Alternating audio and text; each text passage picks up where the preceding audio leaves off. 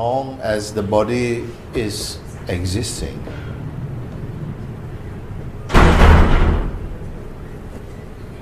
there will continue to be a kind of maturing taking place, becoming deeper and deeper and purer and purer, against a background of unchanging awareness. So on the one side, there is only the unchanging awareness, the thing which she is referring to, that this is always still, always the same. It is always the same. But somehow inside me, there is some behavior is changing. The way in which life is appearing, and there seems to be something here that is becoming more refined, more kind, more gentle. What is realization of the self?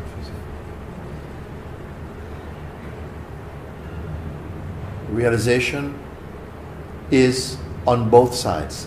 One is the recognition that there is the unchanging awareness which has not evolved into itself because it's always perfect.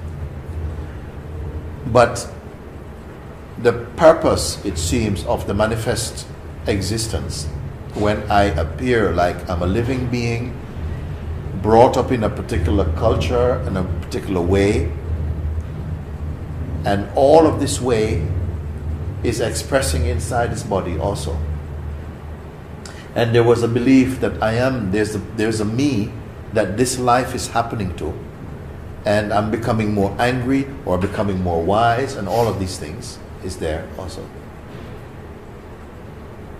And I'm noticing as a result of being in satsang, listening, contemplating, that what it is affecting is not the awareness, but actually this dynamic being seems to be becoming more refined, more gentle, more kind, less tight, less full of desire, less attachment, becoming more and more.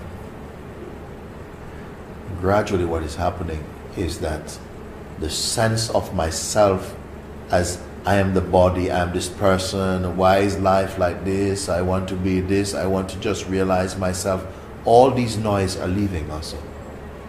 Because this maturing is coming in somehow to just be the same as awareness itself. There isn't a person becoming better and better. What is happening is that the person is slowly vanishing. Okay? And what remains is just the dynamic existence, the pure existence, without the projection, the psychological projection that comes from the idea of a person. And now there is the life which simply unfolds, that the consciousness that appeared as individuality in order to somehow refine itself through life, to become more just free of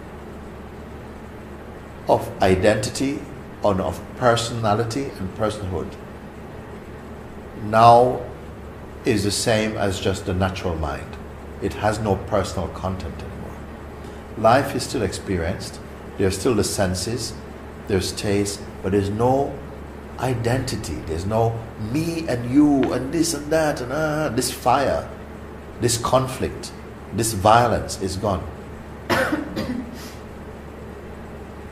So somehow, on the level of duality, the sense of the person became the presence, and then the presence is now absorbed also in the absolute, and there's just that one. So there's the absolute which cannot be seen, and there seems to be the absolute that can be seen. But the absolute that can be seen is momentary. It belongs to the field of change, and it just continuously changing.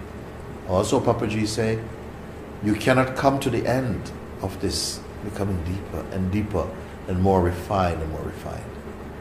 So what is going to happen then when this body finishes? When the body finishes, is there a story to finish with it? Well, you can see from inside your own being in your own life as you're living, there is a sense of relationships, and there is the dynamic and the deep connection with beingness and relationship and so on. But at the same time, there is an ability in us that when you change your attention to something, the old thing doesn't stick inside. There's something fresh about experiencing. I am not suffering from yesterday. You understand? Whatever happened yesterday is not affecting me today. My last thought is not alive in me now. You see? So this is what I refer to like writing on water. If you have a strong identity, it is still holding on to memory. It needs memory. It needs the kind of evidence that I was yesterday. And many people are still trying to solve a problem about yesterday that really doesn't exist apart from in the mind. But this sense of continuity, of identity, is still very tight. So it's still being lived, although it's not alive. What is going to happen? I can't say what is going to happen. In a way, nothing is going to happen. And in a way, I cannot say, so what, will you be born again? Well, you can think, but, okay, first of all, who am I? Who is born now? And you have to be quiet with this question. See, who am I now? That you're saying then, after this, then the next time. What is even this time even? Who is here even in this time even? There's a consciousness, and there is also a sense of individuality. There is a kind of individuality, because when consciousness awakens to the reality inside itself in one body, it doesn't automatically awaken to itself in all the bodies. So there is an individuality sense there. What happens when the consciousness awakens to the truth in one body? It knows inside this body, I am the same reality in all the bodies. It knows this. The details may be different. They may have, because each flower has its own perfume. This is fine. But that is not such a hugely significant thing, because the consciousness has many perfumes, but the core of it is the same. And this is the foundation of love, actually, because it is the unity of being. When you know, I am the same one in this body at the root of it, see, then I cannot help but loving myself in that body. The love is just there, because you know it's the same self that is inside everyone, playing through the different surfaces, the different aspects, the different conditioning, and it comes out like one flower is making cakes and biscuits and breads and all different things, but the root of it is just a flower.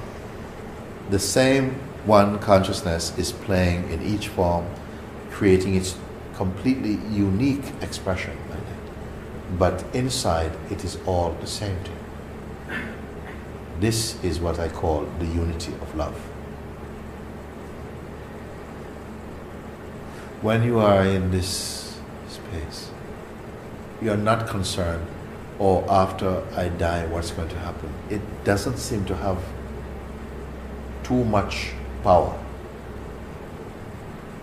because this introspection is not relating to time, and the mind is relating to time. When this body drops, what's going to happen? This is coming out of the fear.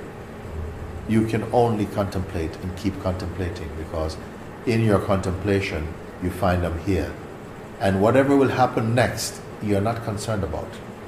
The next moment, the next life, the next life after that life. Maybe this life was at some point the fear you had in another life. What's going to happen? Where am I going to be next? Well, actually you're here.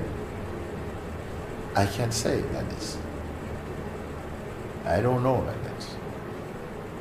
For me, there is something that is fascinatingly unified in itself, and there's tremendous joy in that, and the peace in that. So whatever comes out of that, it has to be good. Whatever is going to be next is got to be good, like this is good, or better, if you want to say like that. If the tree is good, the fruits will be good.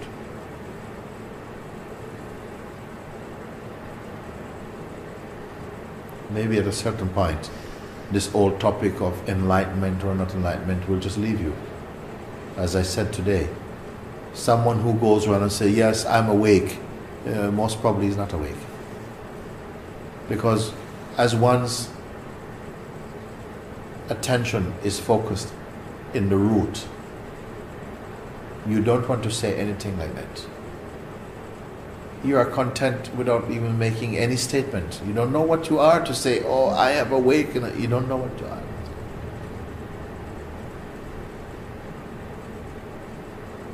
Just the natural sense, I am.